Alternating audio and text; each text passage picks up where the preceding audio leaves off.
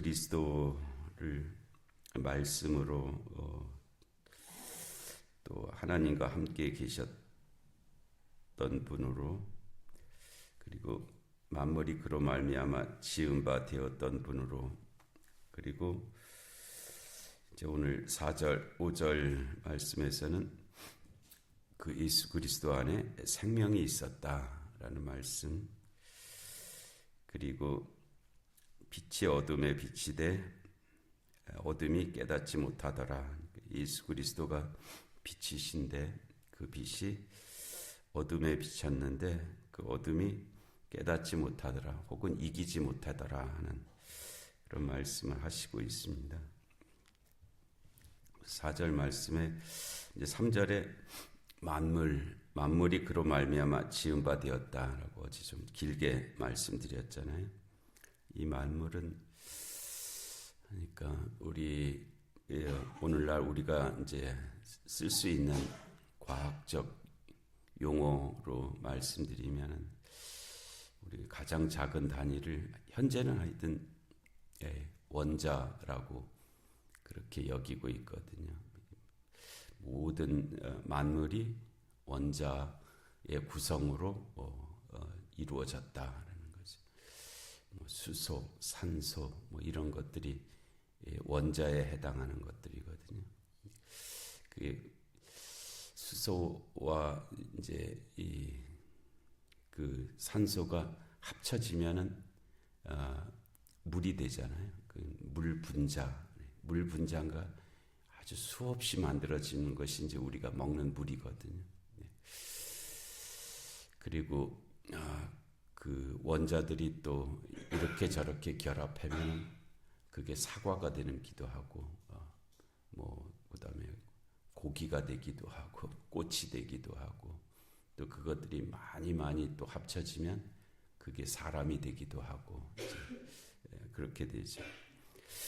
그리고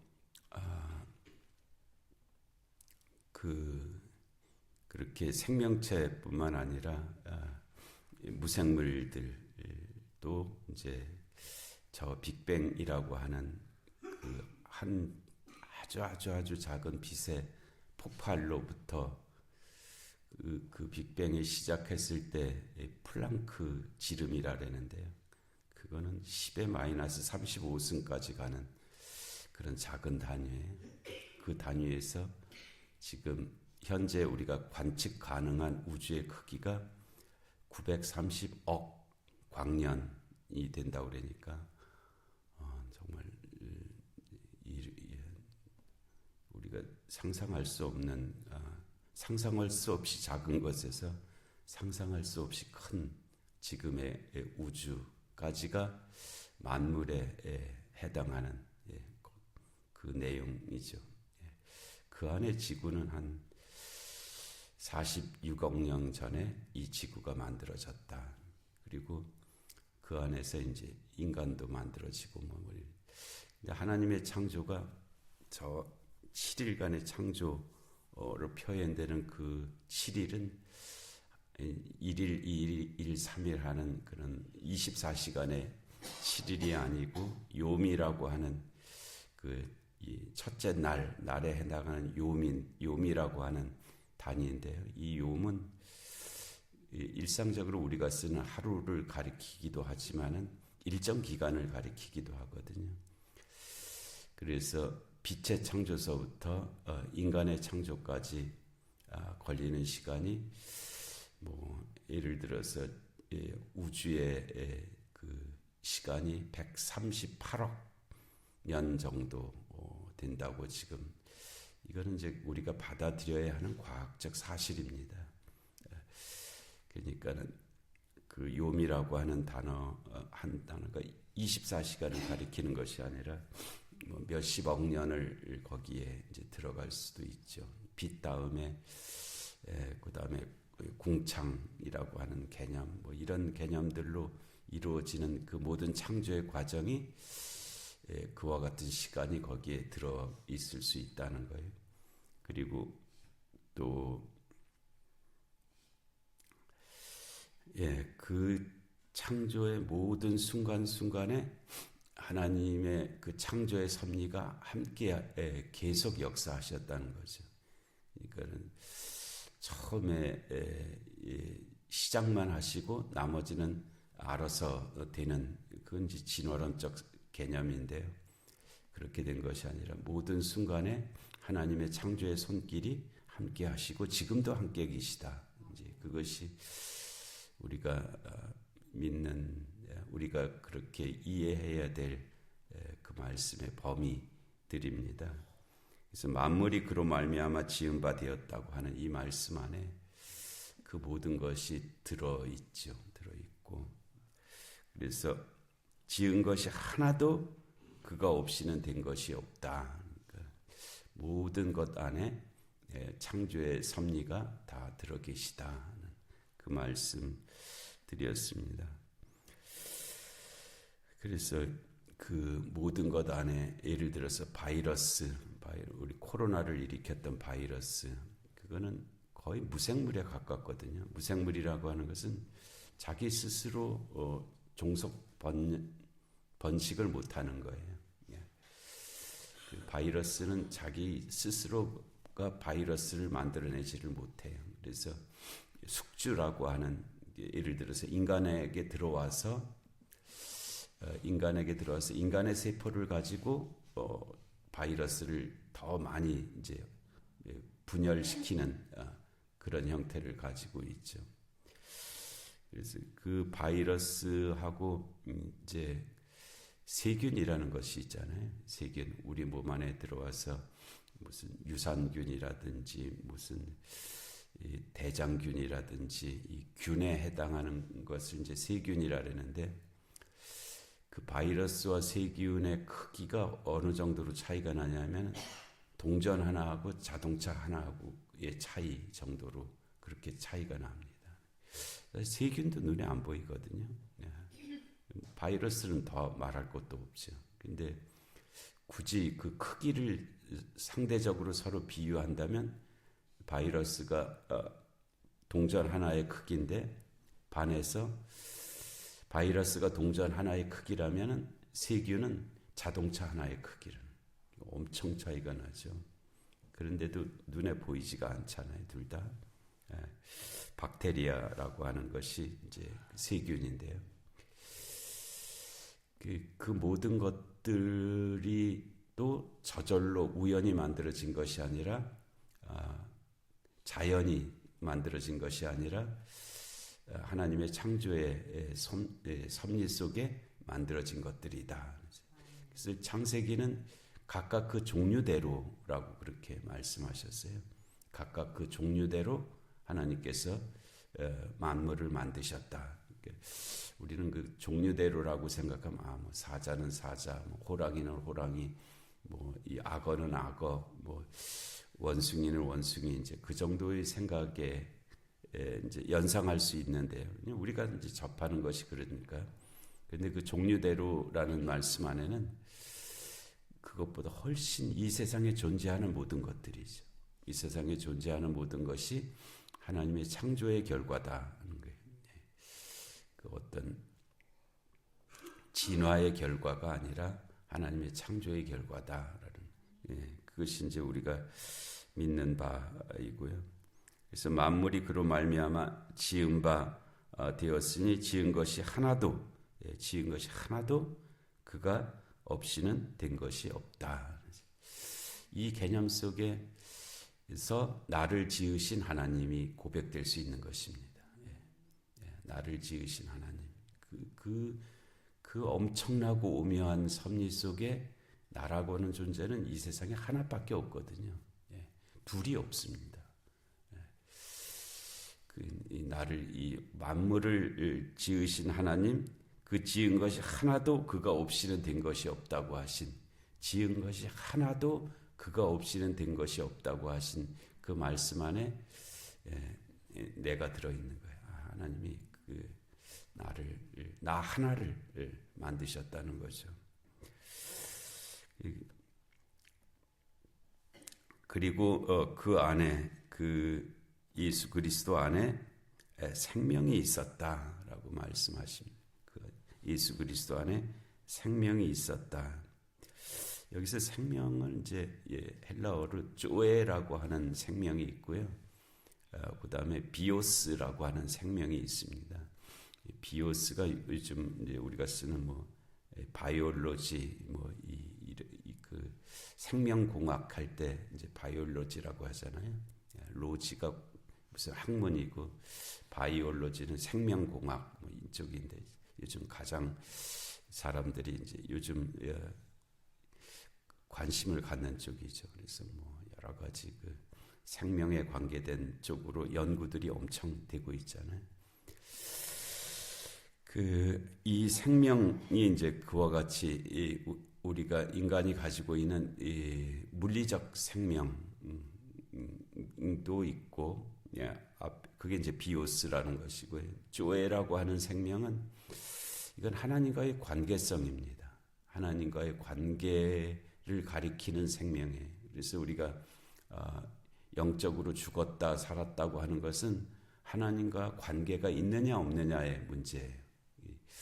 그냥 우리가 심장이 뛰고 뇌가 정상적으로 활동하고 이렇게 이것은 이제 과거에 이제 죽었다라는 개념이 이제 호흡에 있었거든요. 호흡을 안 하면 죽었다고 그렇게 판정을 했어요.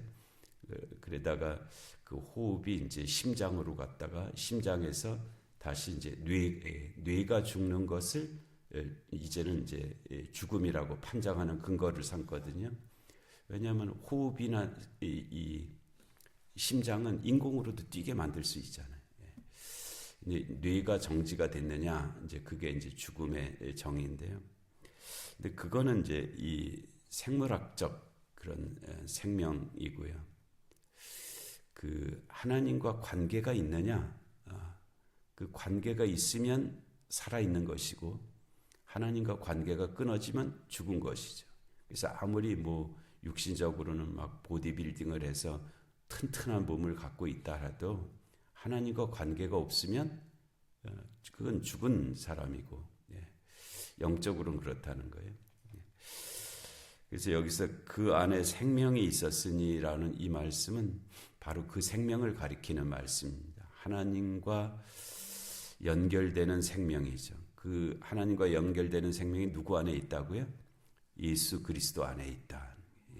그것이 바로 그래서 예수님께서 뭐라고 말씀하셨어요? 나는 부활이요 생명이니 그렇게 말씀하셨어요. 그 생명도 바로 그 하나님과의 관계를 가리키는 그 생명을 쪼에라고 하는 그 생명을 가리키는 것이고요. 또 내가 곧 길이요 진리요 생명이니 그렇게 말씀하셨잖아요. 그 생명도 마찬가지죠. 그러니까 하나님과 연결되는 그 생명이 예수 그리스도 안에 있으시다. 그래서 구원자가 되시는 거죠. 그래서 그리스도가 되시는 것입니다. 그래서 그 안에 생명이 있었으니 하나님과 연결되는 그 생명이 예수 그리스도 안에 계시다 하는 것을 말씀을 하셨고요. 이 생명인 사람들의 빛이라 그랬어요.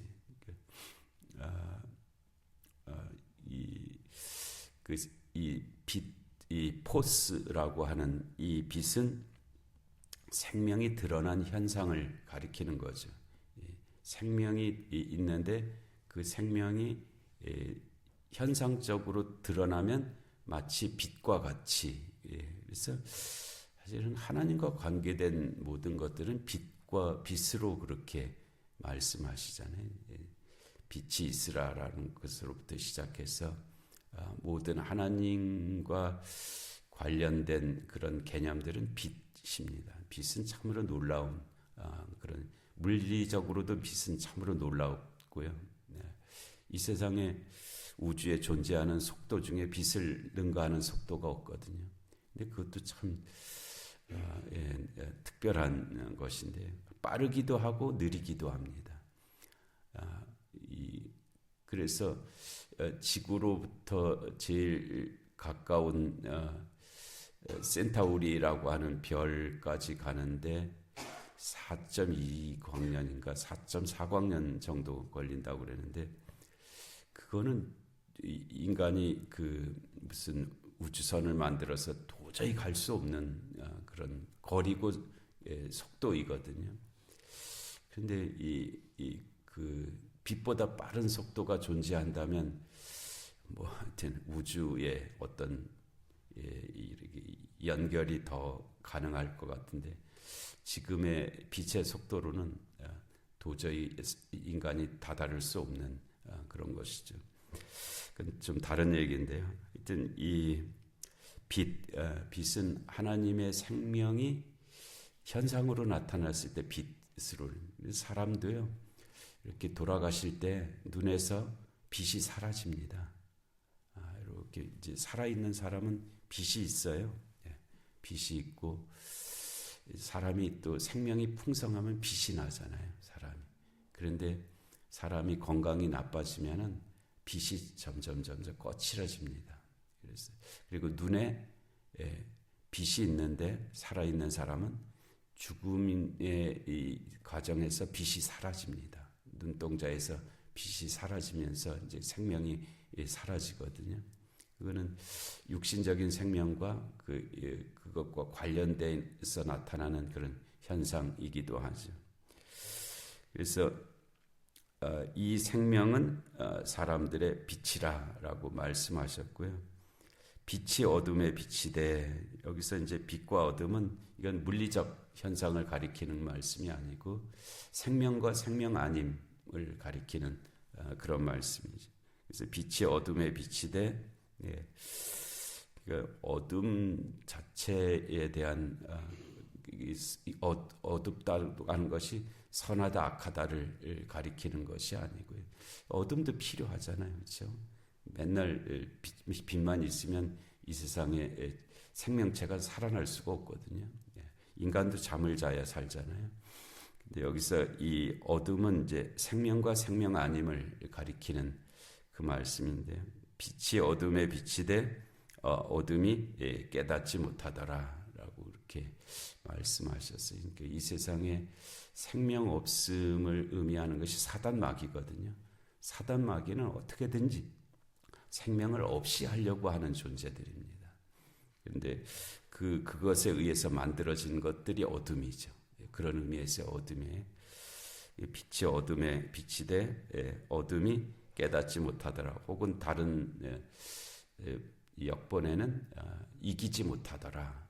그러니까 예수 그리스도의 생명의 빛을 이 세상의 어둠이 또는 사단마귀의 어둠이 이기지 못한다 하는.